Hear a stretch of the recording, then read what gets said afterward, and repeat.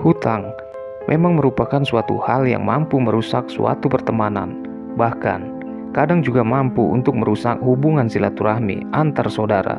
Namun, tak sedikit pula masalah hutang piutang berujung hingga hilangnya nyawa.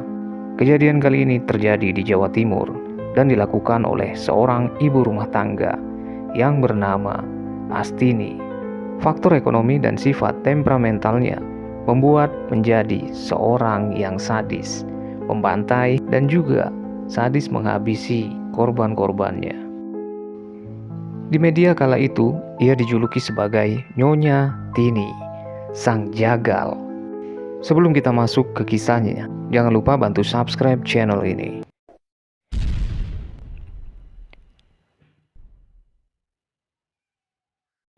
Kisah ini terjadi pada tahun 1996. Tini ini merupakan warga Kampung Malang Utara, Wonorejo, Surabaya. Ia adalah seorang ibu rumah tangga yang memiliki 1 orang suami dan 3 orang anak. Di sana ia tinggal di sebuah rumah kontrakan yang tidak cukup besar. Keadaan ekonominya menghimpitnya untuk sering berhutang kepada para tetangganya. Karena dia berhutang untuk memenuhi kebutuhan sehari-harinya, suaminya yang memiliki pekerjaan serabutan kadang membuatnya tidak pulang dalam beberapa hari. Hingga di kalangan tempat tinggalnya, ia dikenal sebagai orang yang sangat gemar berhutang. Hari itu cuaca sedang mendung, dan Tini sedang duduk santai di teras rumahnya. Di sini Astuti, seorang tetangganya, mendatangi si Tini dengan maksud untuk menagih uang yang dipinjam oleh si Tini.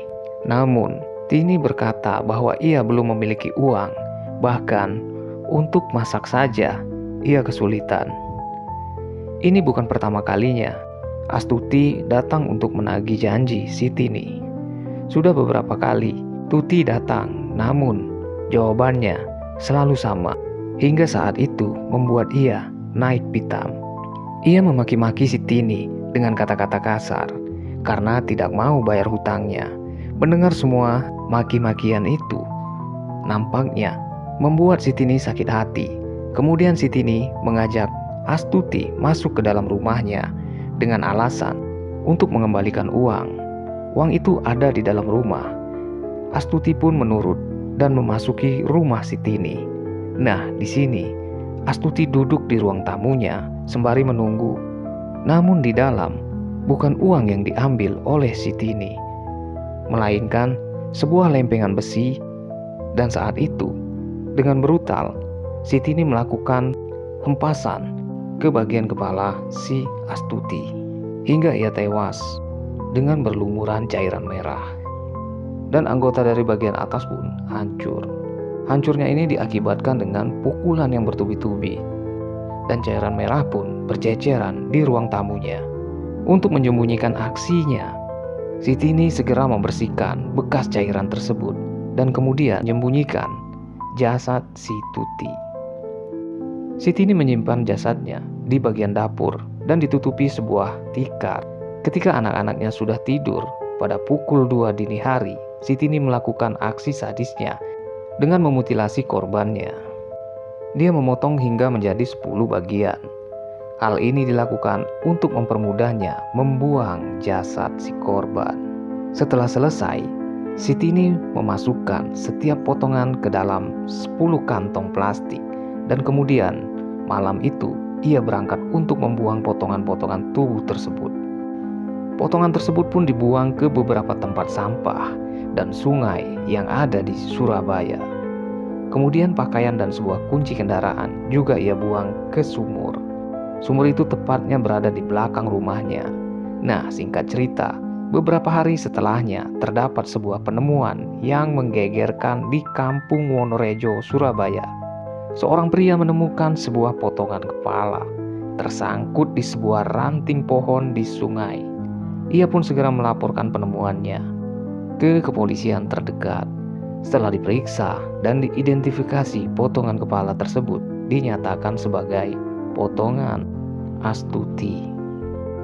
Setelah dikuatkan oleh seorang keluarganya, yaitu Agus Purwanto, yang mengonfirmasi bahwa itu adalah benar kepala kakaknya yang sempat ia laporkan menghilang sejak beberapa hari yang lalu, bahwa tempat terakhir ia melihat kakaknya adalah ketika Astuti memasuki rumah si Tini di Kampung Malang. Mendengar informasi ini, polisi langsung bertindak cepat dengan mendatangi rumah si Tini untuk melakukan penangkapan terhadap ibu rumah tangga ini yang bernama Sitini. Setelah ia dibawa dan diperiksa, Sitini menyangkal bahwa ia telah menghabisi si Astuti. Namun setelah diinterogasi lebih lanjut, akhirnya Sitini pun mengakui semua perbuatannya.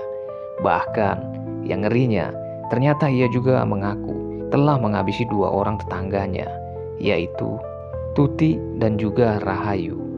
Yang keduanya juga dilaporkan menghilang. Diketahui pula mereka semua dihabisi dengan alasan yang sama. Ia meminjam uang sebesar Rp550.000 dan kepada si Rahayu sebesar Rp1.250.000. Nominal itu bisa dikatakan cukup besar lantaran kejadian ini terjadi pada tahun 1996.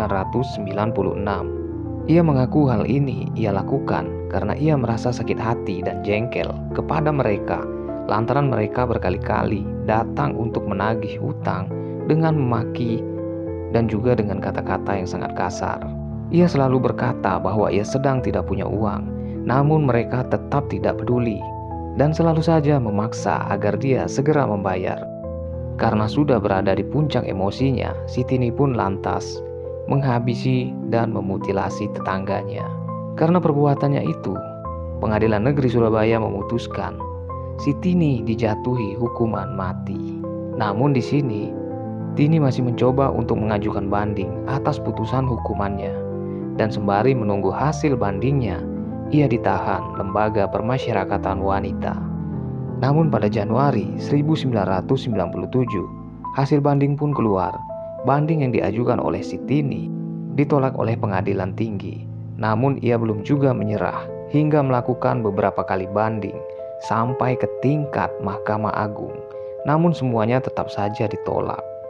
Ia juga sempat meminta gerasi kepada Presiden pada tahun 2004. Namun tetap saja ditolak karena kasusnya dinilai sangat kejam dan Tini pun tetap harus dijatuhi hukuman mati. Singkat cerita, setelah 9 tahun di penjara, pada 2005 eksekusi mati pun akan segera dilaksanakan. Sebelum dieksekusi, Tini dipindahkan dari Lapas Sukun Malang ke Rutan Madaeng Sidoarjo untuk menjalani masa isolasi selama 5 hari dari tanggal 15 Maret hingga sampai 19 Maret. Di tahun 2000 selama menjalani masa isolasinya, Sitini sempat dijenguk oleh suaminya dan beberapa orang anaknya.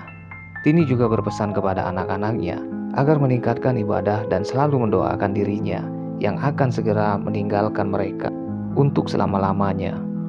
Pihak Kejari Surabaya juga sempat menulis 3 permintaan terakhir Sitini, yaitu makanan favoritnya berupa cumi dan buah-buahan dan juga sejumlah uang yang mungkin akan diberikan kepada anak-anaknya.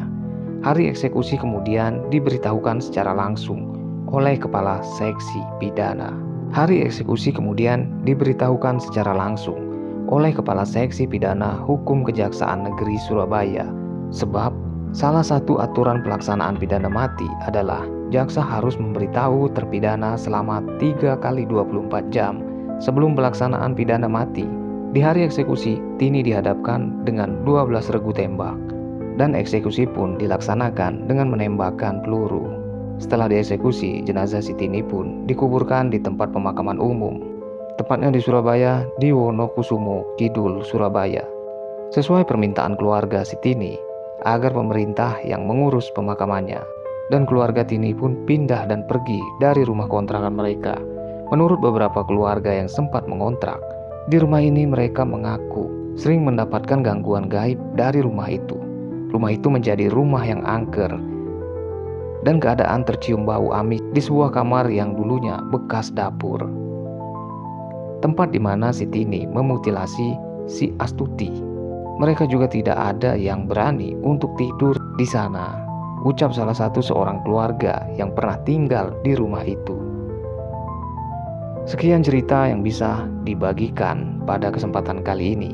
Yang namanya utang piutang memang seringkali berujung masalah, hingga timbul suatu ungkapan yang ditagih lebih galak daripada yang menagih.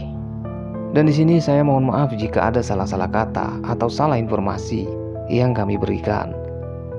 Dan semoga kejadian ini kita jadikan pembelajaran yang sangat berarti. Sampai berjumpa kembali di channel Bumi Misteri, bumi yang masih menyimpan berjuta-juta rahasia.